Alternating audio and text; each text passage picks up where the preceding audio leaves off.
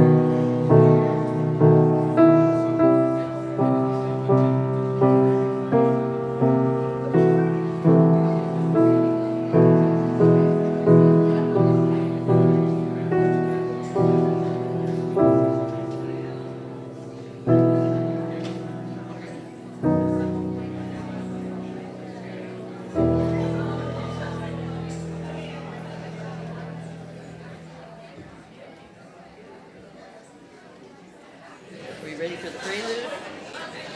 What's the prelude? Okay. Zoom.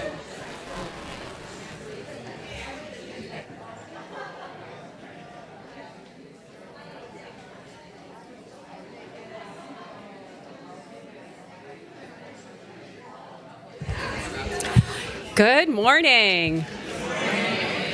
Good morning, everyone, and welcome to the Unitarian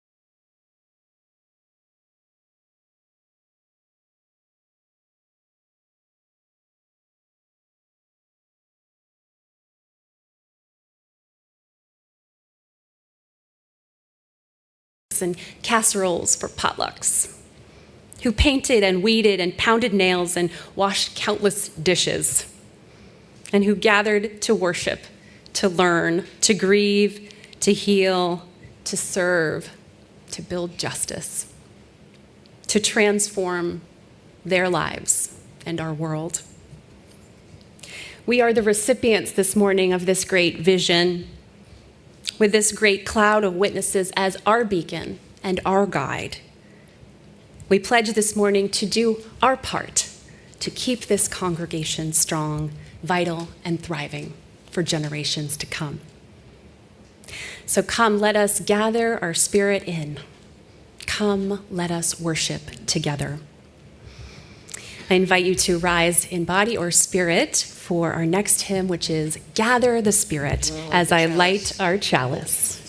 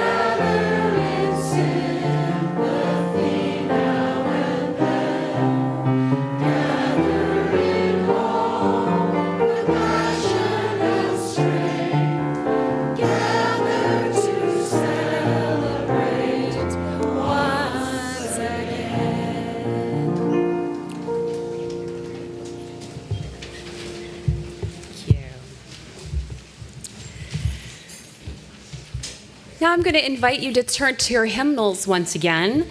We haven't cracked them open to look at our readings recently, and I'm going to invite you to turn to reading number 442.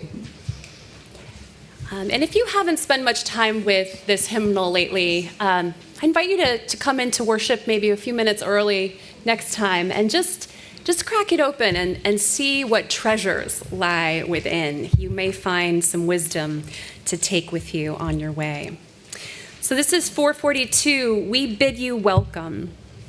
And so I'm going to be reading the first line and the third line and the fifth line, and you'll be reading the italics together, and we will go back and forth. So let us begin.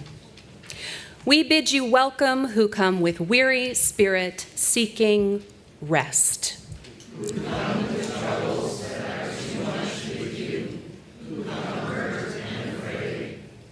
We bid you welcome who have come with hope in your heart.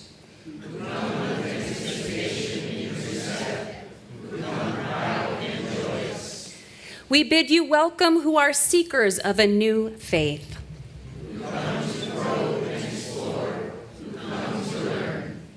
We bid you welcome who enter this hall as a homecoming.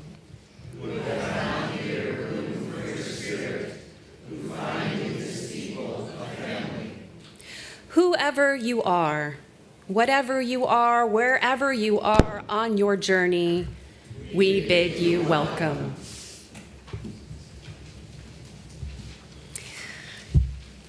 And we are grateful this morning to be widening our community and welcoming new members. Yay!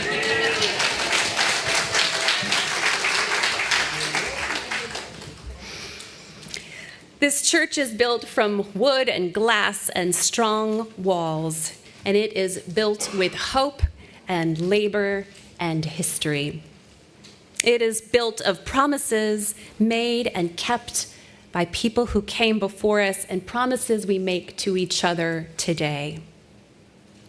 The words we will say together are a covenant, a promise to honor our tradition and offer our gifts as we join together to strengthen our community and create the future of our church.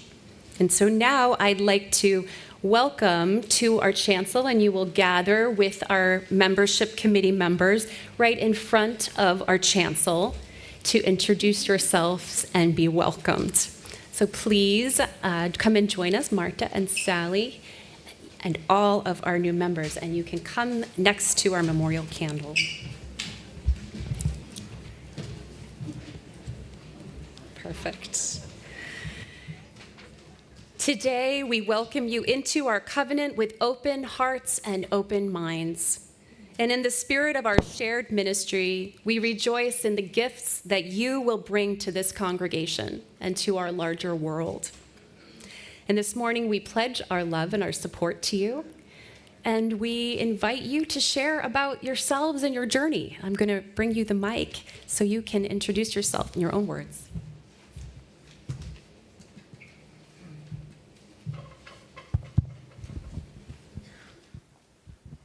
Hello, so my name is Alan, my last name is Golden, and I was originally invited here by you guys as Vivian Howe.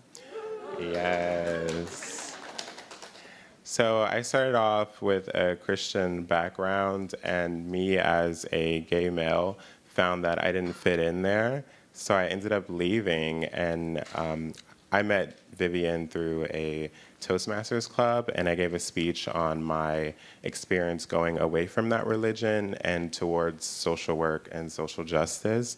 And then she ended up inviting me here, and I knew from the moment she explained to me what this church is, that Unitarian Universalism is right for me. So thank you all for being welcoming, and I'm looking forward to the future here with you all.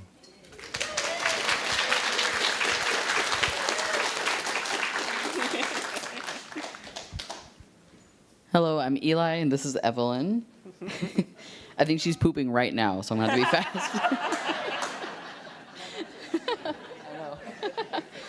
But I have a similar experience to Alan. I grew up in the Christian church, and as a lesbian, I felt very, didn't feel welcome, so I left the church. And my childhood church shut down due to financial reasons, and so it was just a combination of factors that led me to leaving.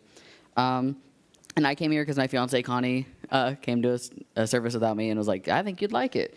We should check it out. And we were very actively seeking community for Evelyn to grow up in because, the community is so rare to find nowadays, especially a community of people who are so accepting of trans people and loving and sweet and just, amazing. You guys are an amazing community, and we're happy to be here. Thank you.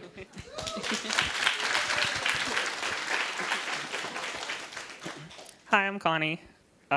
You guys have all been a great source of community and strength during a time of difficult personal and political difficulties.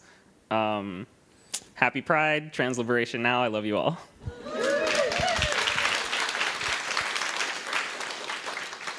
Hello, I'm Sally Hicks, and I thought I was a member because my mom and stepfather got married here when I was a teenager.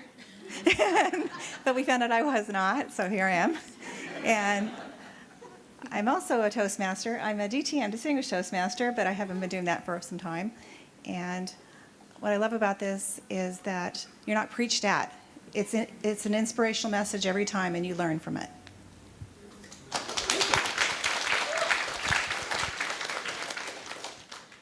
Hi, I'm Martha, and I'm here today accompanied by my son and my beloved little Tusita, my dog. And, I have a long history with the church, actually, but it hasn't been too long until when I decided that it was time to become a member. The first time I came, it was more than 30 years ago, and I was brought here by Connie McFall. I don't know if anyone remembers her. Yeah, she brought me here for an event that the church was having on Central American refugees. And she didn't give me a lot of a choice. She was my mentor. But I said, okay, I'll go. And she said, you need to give your what's the word? I don't know. I forget. But she said, you need to tell them where you come from and your journey to get here and all of that. So I said, okay, I'll do that. I don't know what I said, but I was impressed by the church, and I kept coming back. Like, life kept bringing me back, because when I was in the Long Beach, Cal State Long Beach Women's Studies program, the professor will invite us to activities. And they were always here in this church. so I said, okay, so this is a sign that maybe this is my church. But that was years and years ago. So I've been, in that relationship with this church, like, okay, I'm going to leave you, I'm going to come back, I'm going to leave you. But it's never been a bad thing. It's always been good. So here I am again, and this time I'm here to stay. Thank you.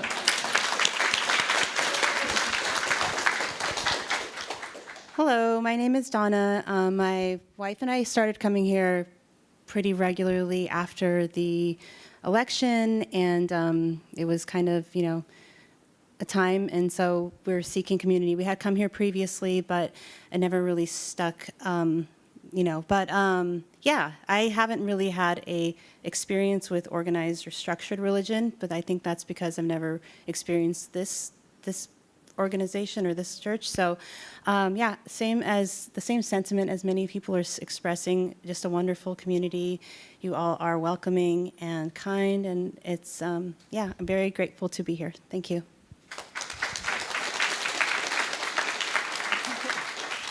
Hi, everyone. My name is Chrissy Frank Saeed, Donna's wife. Like she said, we've been coming here since November, and it's really just been a breath of fresh air. I left the evangelical church a number of years ago, grew up very conservative, Christian religious upbringing, and so never really thought I wanted to have anything to do with the church after that. But after finding this community, it's just been really, I think, healing and fulfilling in a way that I don't think I was really, I recognized that I needed.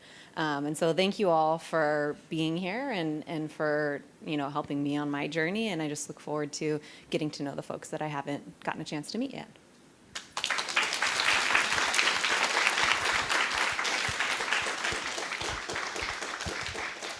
Okay, my turn. Is this on? Okay. Good morning. My name is Gail Kempf, and I am a co-chair for the membership committee. And we are proud to introduce, the 20 members that joined this year. And I am co-chair with Kate Taylor. Anyway, I'm going to read you a segment. We, the UUCLB congregation, welcome you as we once were welcomed ourselves. We seek to be open and inclusive, respecting your inherent dignity, your ideas and vision in times when it is easy and in times when it is difficult. We seek to be supportive, not only when you reach out in courage to us, but also when you need us to reach out to you. In return, we ask that you recognize our humanity. We will not always live up to our ideals. And when we fall short, we invite you to stay in a relationship with us and help us bring alive the spirit of love more fully. We welcome you as an equal member of this congregation and of this faith and of our shared spiritual journey. Welcome.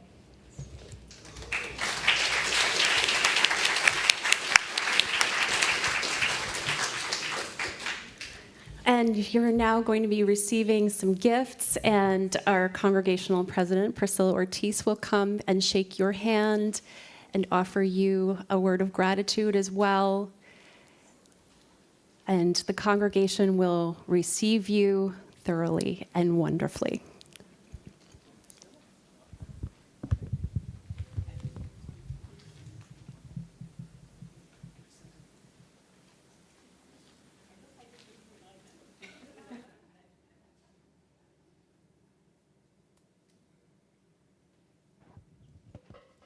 Congregation, will you please give a round of applause for our newest members?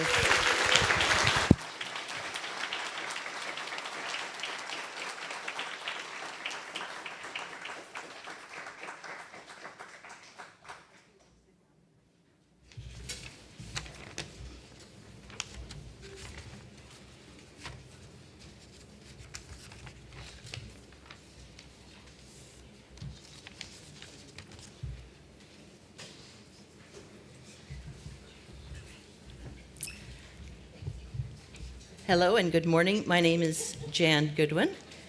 I am delighted to see these new members, and as a lifelong ding-a-ling,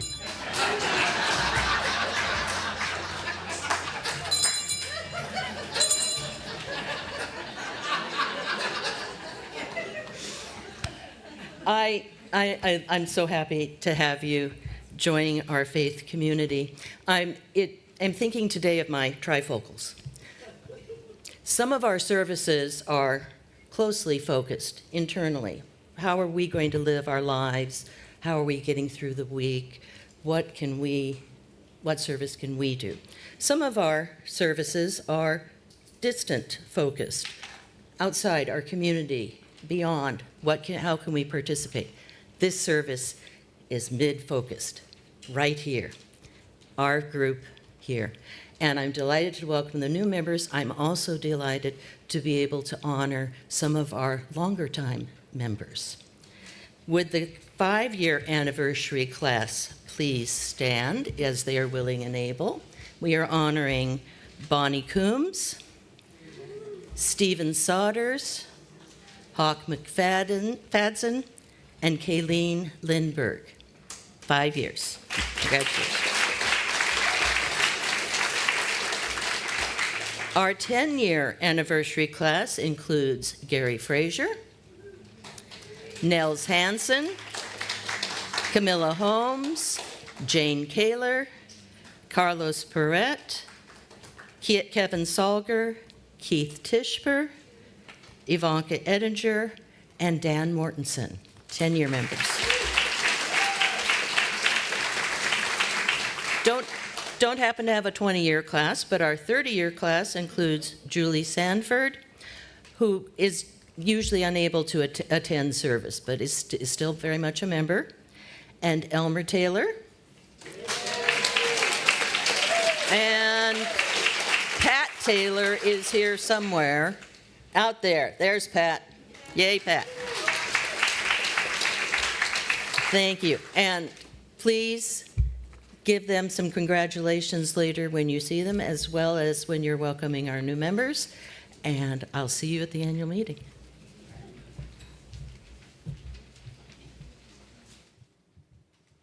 Oh, I'm sorry. I didn't have the actual script. Please take up your order of service. and join me in reading our congregational covenant.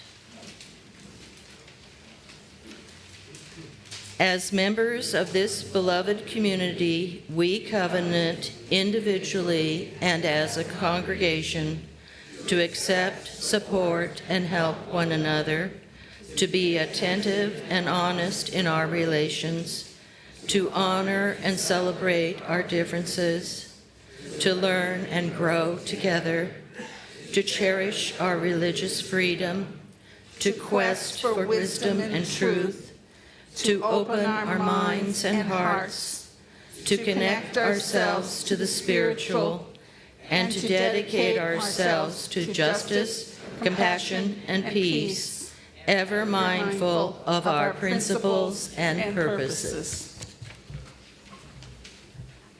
Oh, you're really good at this. Thank you. Okay, let me get organized here. Okay. Hello. I'm Lissa Moore. As a member of your Board of Trustees, it was my honor to convene the 2025-26 Awards Committee. The committee was made up of past award recipients: Norma Chinchilla, Norma Edwards, Jane Kaler, Phoebe Nye, Elmer Taylor, Annie Buchanan.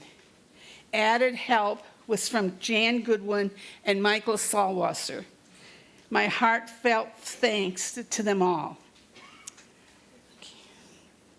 The first award is the Atherton Award.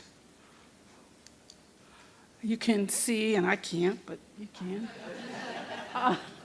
Okay, basically, this recognizes one who has volunteered contributions of time, sustained effort, and support over many years that provide an outstanding example of true church stewardship for the congregation. We have the past awardees. There you go. All you have to do is join one committee and you're on your way. Okay. There's some more things.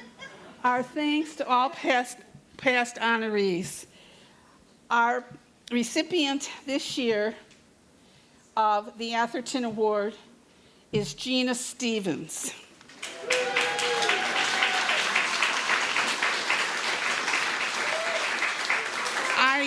I know she'll be here. Pardon? Oh, that's right. Hold applause to the end, please. And here's Gina. So we have to hold the award. Anyway, let me tell you some of the wonderful things she has done here. Come on up, Gina. She's been our clerk for several years and is currently serving on the Board of Trustees. She is participating in helping write our new vision and mission statement.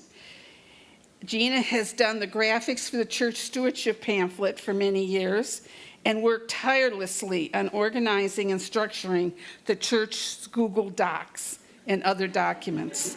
Ugh. Yes, really. She has also helped put together the pamphlet the church distributes to new members. She's also been on the Safer Congregation Committee. Thank you, Gina, for all your work. Our next award is the Chalice Award. The recipient of this shall be a member or active friend of UUCLB who has made a recent outstanding contribution of a special nature or who has a history of service to the congregation. Okay, and let's see the ones who've won. Yep, there we go. And this year we do have two. Okay. Thank you to all those who served and to our past recipients. This year's Chalice Award goes to Gary Frazier. He has served on a minister's search committee in the past. He has worked tirelessly as a financial committee co-chair. His knowledge and ability to communicate and problem-solve financial issues is done in a very positive and diplomatic manner. He keeps meetings moving. He has taught our sex education curriculum our whole lives, and for many years. And he is a member of BIPOC, which is Black and Indigenous People of Color. Gary? Thank you so much. Our second awardee is Jane Kaler. Jane is a member of the Leadership Development Team, the Membership Committee, the Chalice Guild, and a generous contributor to the service auction. There you go, Ms. Jane. Thank you for all of your work. The David Brown Ethics and Integrity Award. This is an award that the recipient shall be a member who exemplifies high integrity and ethical standards in their conduct. And you can see the previous awardees. I like that photo. Mm-hmm. Way to go forward. There you go. Okay. All right.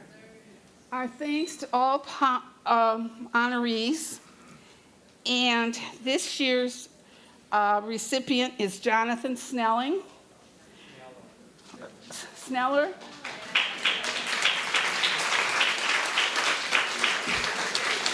I see this guy about 4 times a month in board functions. You'd think I'd get his name right. I'm sorry.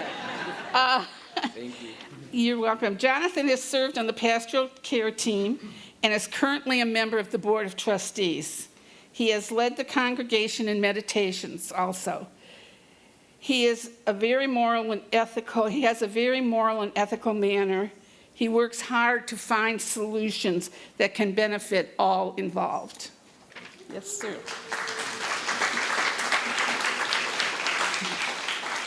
Our next award is the Jack and Helen Graham Social Justice Award.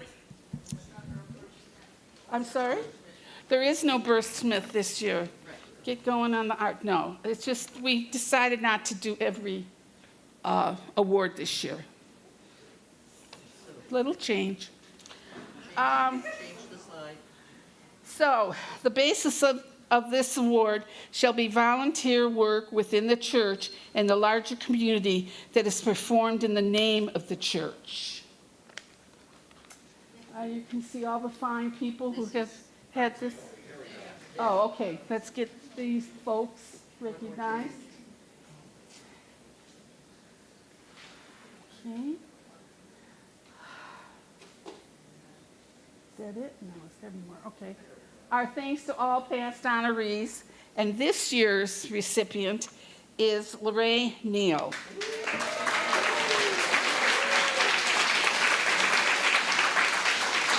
It's got to be here somewhere. Oh, there she is. Good. We have all seen Lorraine approaching members and friends with her warm smile and pitch to fill out postcards to get out the vote. She facilitates the CSAI, which stands for Congregational Study Action Issues, for the General Assembly every year. She is a member of the Native Justice Team, Native Justice Team and the Green Team. She is very committed to environmental causes.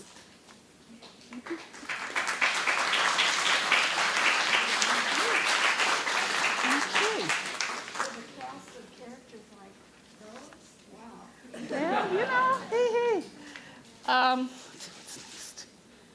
Okay, our Lifespan Religious Education Award. This annual award shall be given to a member of UUCLB who has contributed sustained time and effort on behalf of the Lifespan Religious Education Program for the church. And past recipients are... Okay, I guess we've only been given this a little while, huh? Okay, our thanks to all past honorees. And this year's recipient is Priscilla Ortiz.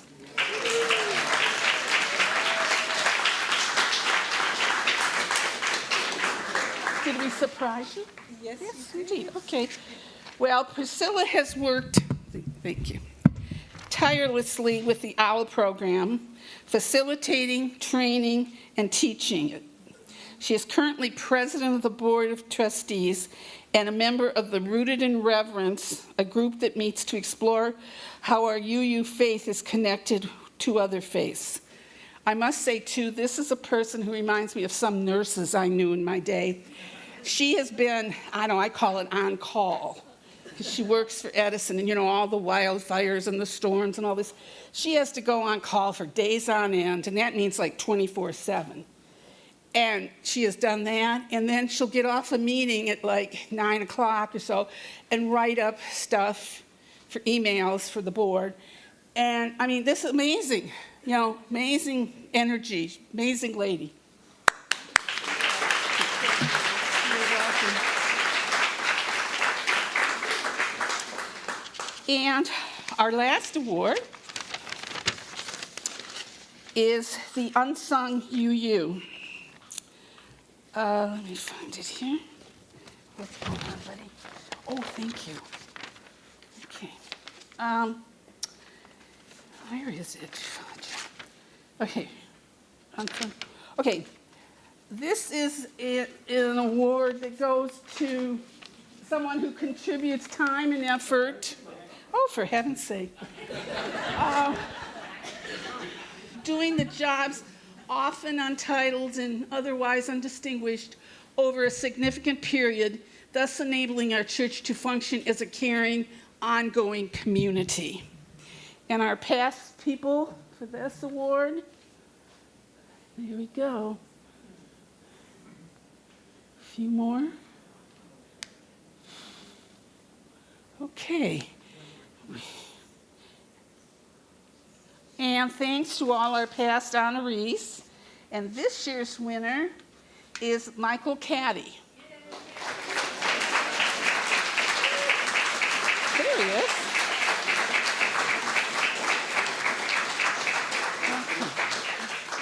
Michael is a fairly new member to UUCLB.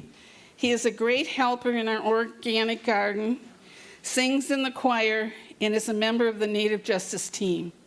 His reputation is one of willingly doing tasks when asked. And I found out that he is the favorite of our dear church administrator, Teresa, and I thought I was.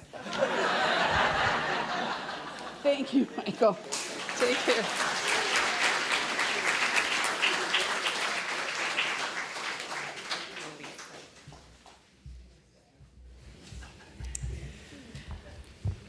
Congratulations to all the awardees. We're so grateful for you and proud of you, and thank you for all of your efforts and contributions. We're going to move into a time of meditation and prayer, and the way that we're going to do this is to do a little bit of quiet singing with two of our versions of Spirit of Life, which is another beloved hymn in the congregation. And so I'm going to have our accompanist, Yanjun, just play it through once for us as a musical meditation, and then we will sing it together twice, once in English and in Spanish. And I invite you just to take this time to go within and sing if you wish, or simply to listen, close your eyes, and feel the spirit of the music moving through you. Spirit of Life.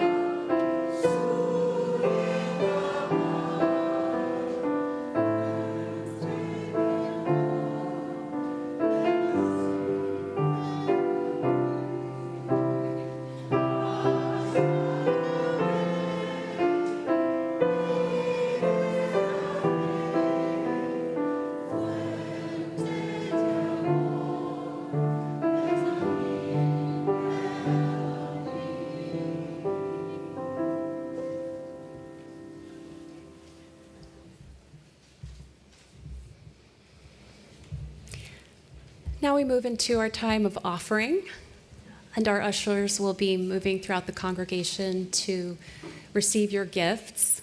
I want to say thank you to all of our members who have pledged and contributed to our annual budget. In these last few weeks of the fiscal year, we want to say thank you, and we want to remind you that our fiscal year ends on July 1. So if you still have some contributions to make with your pledge, we invite you to think about these next few weeks, getting those in so that we can meet our budget goals. And you'll join us later today to see our new budget goals.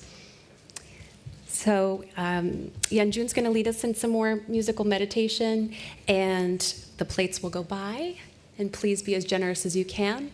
You'll also see on the screen a QR code and our website to give. Thank you for your gifts.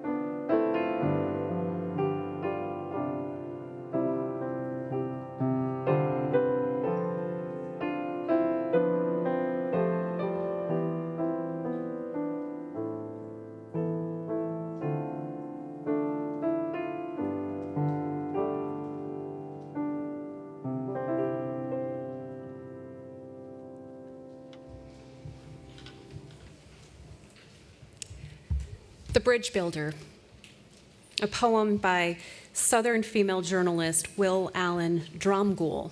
It was written in 1898. An old man going a lone highway came at last to the evening, cold and gray.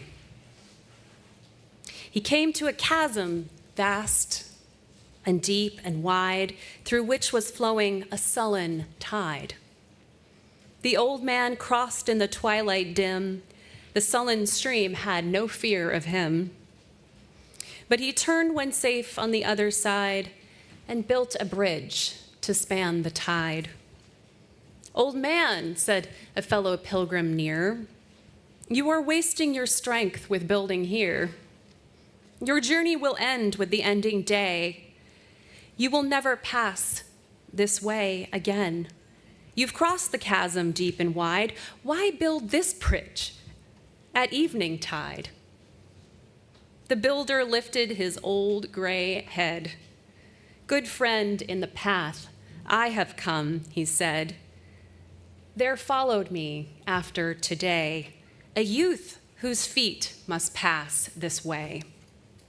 This chasm has been naught as to me. To that youth may a pitfall be. He too must cross in twilight dim. Good friend, I am building this bridge for him." A little over 10 years ago, I was honored to join the Unitarian Universalist Legacy Pilgrimage.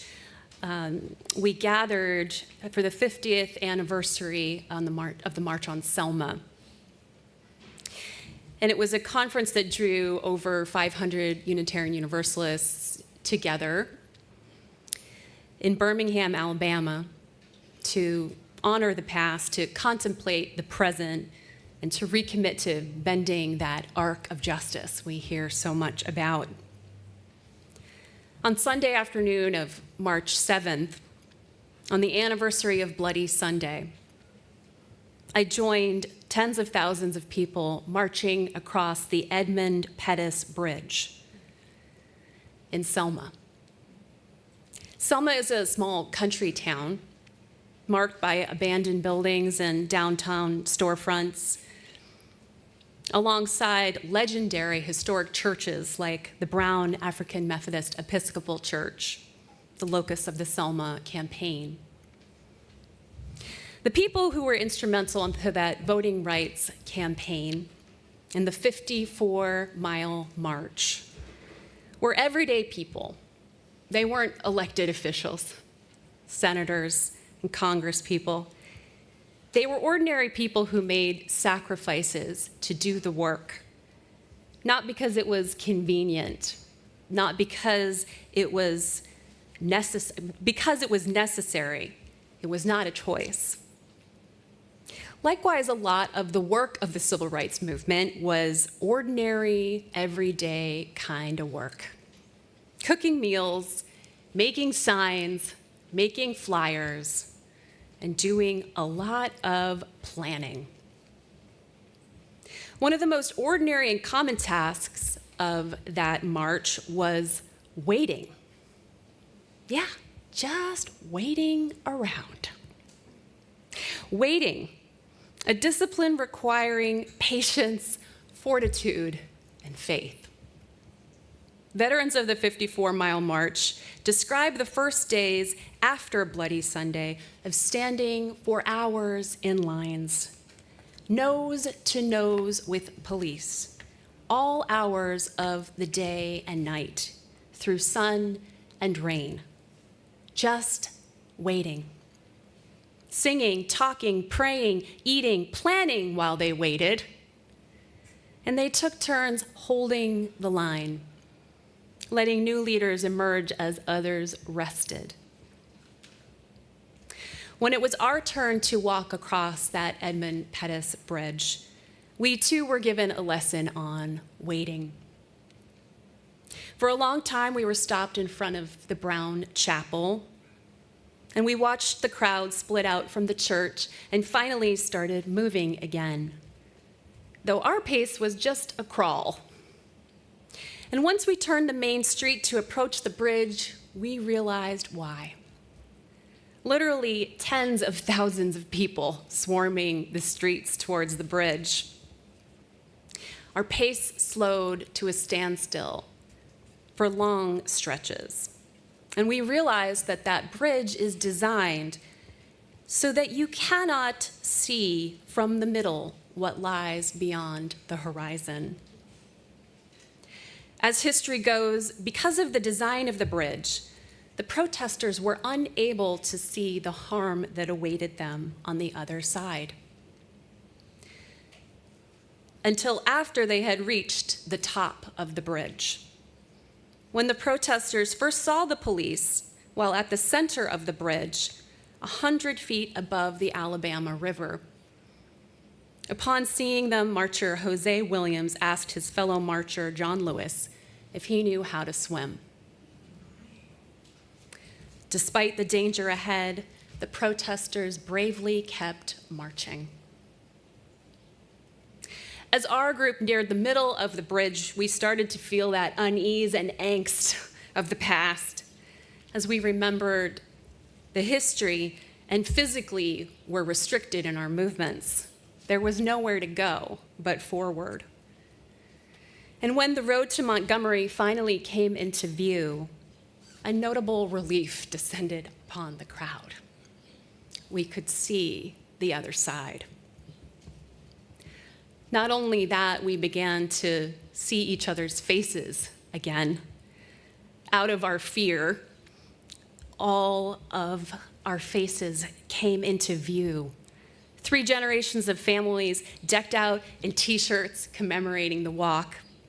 Wheelchairs with legendary movement elders, young adults and students from all over the country, veteran elders, all of us singing and praying on the bridge, snapping photos to remember and never forget the past. Friends, we are here at another bridge. In the first 4 months of what feels like a bridge to an unknown future. Our eyes are still struggling to see the horizon in front of us, and we are just starting to understand what danger lies on the other side. And we can't turn back. There's nowhere to go but forward. We know that that arc of the moral universe is long, but we doubt. Will it bend towards justice? And who will bend it?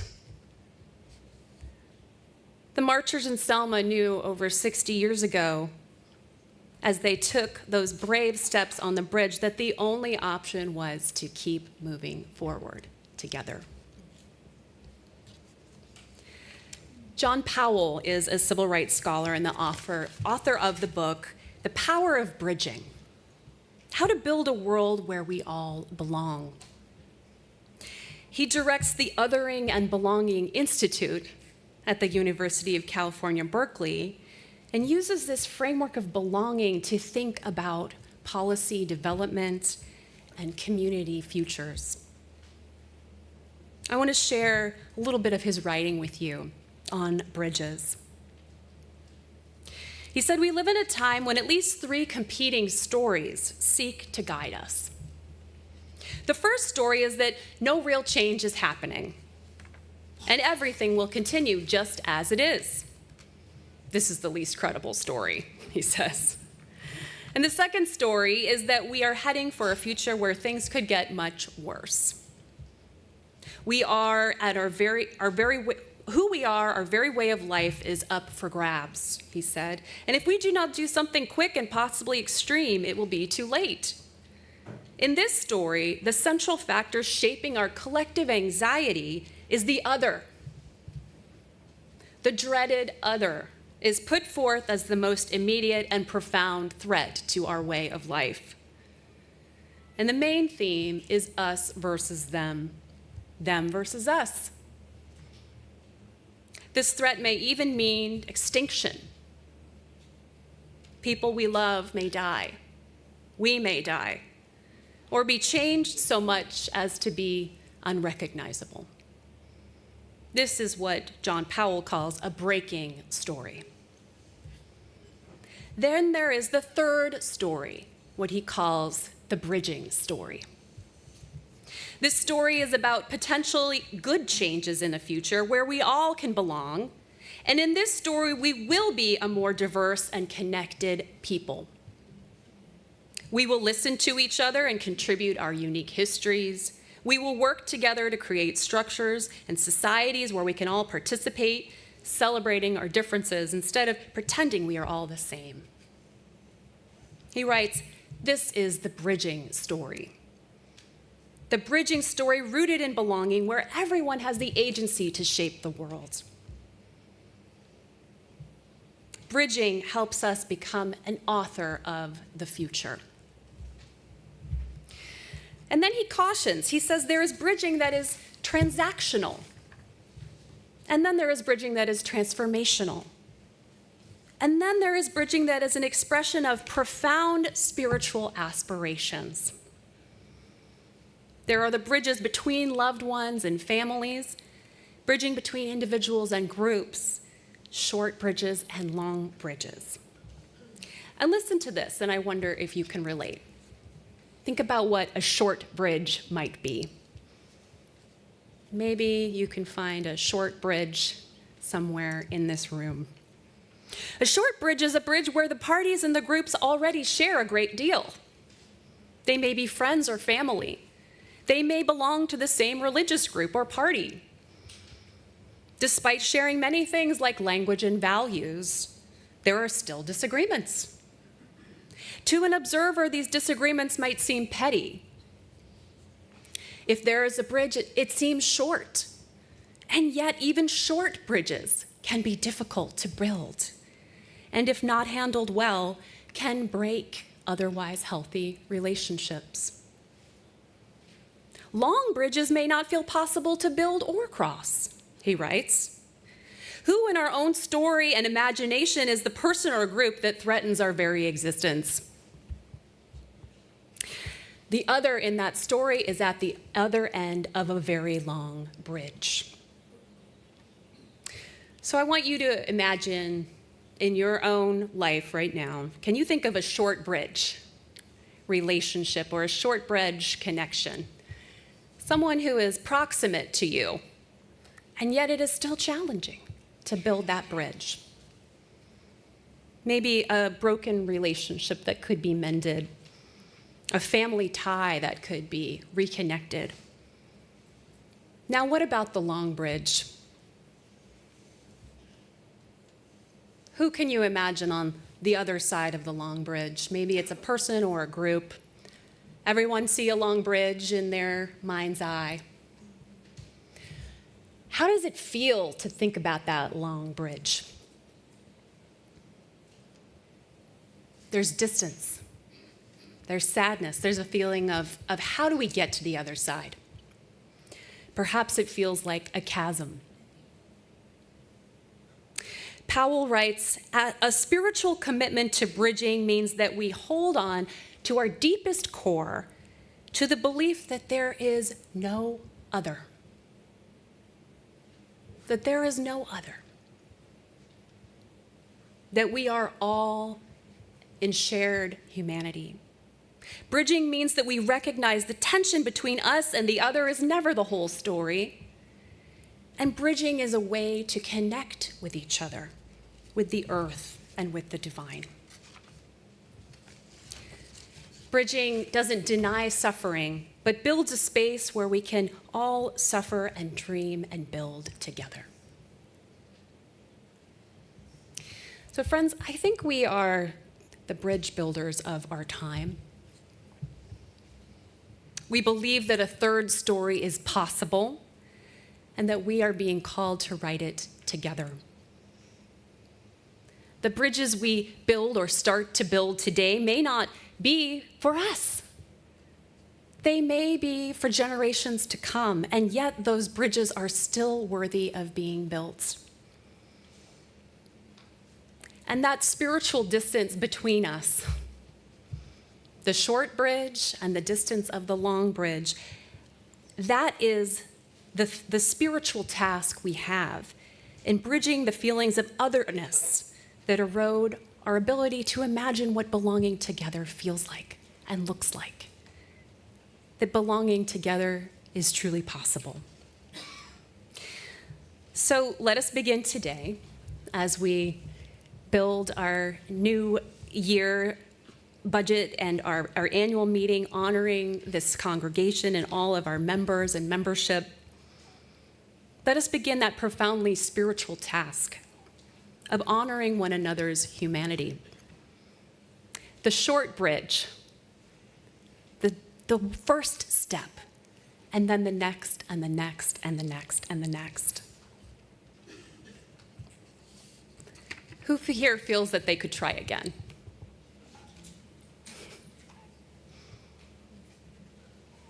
To try again, to forgive, to let go, to come back, to offer ourselves, to build a bridge.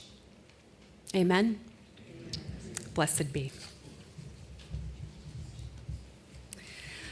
Our closing hymn today is another favorite, and thank you to Fred Fenton for bringing this back to our attention. We're going to sing, "We Are a Gentle, Angry People." And we are going to sing it loud and proud. Gentle, Angry People. It's number 170 in your hymnal, and I urge you to crack that hymnal open. If this song is new to you especially.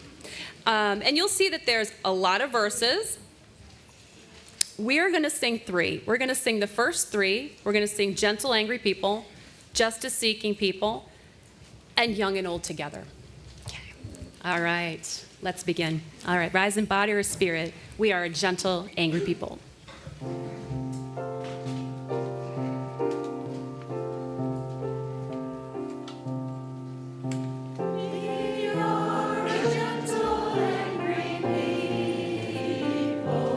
And we are singing.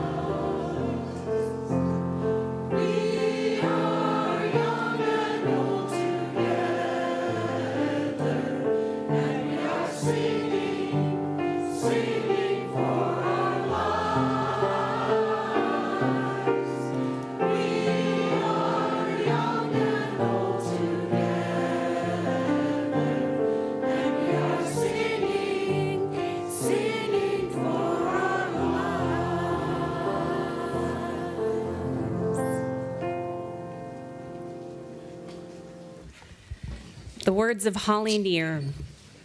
And she wrote that song to honor Harvey Milk and his assassination. And as we move into Pride Month, happy Pride. Happy Pride. So that spiritual distance is the first bridge we gap. To bridge that distance, we need patience. We need selflessness. We need radical empathy. And we need forgiveness. Forgiveness. We will falter. We will feel despair. We will try and try again. For deep in our hearts, we do believe that we shall overcome someday. We shall overcome.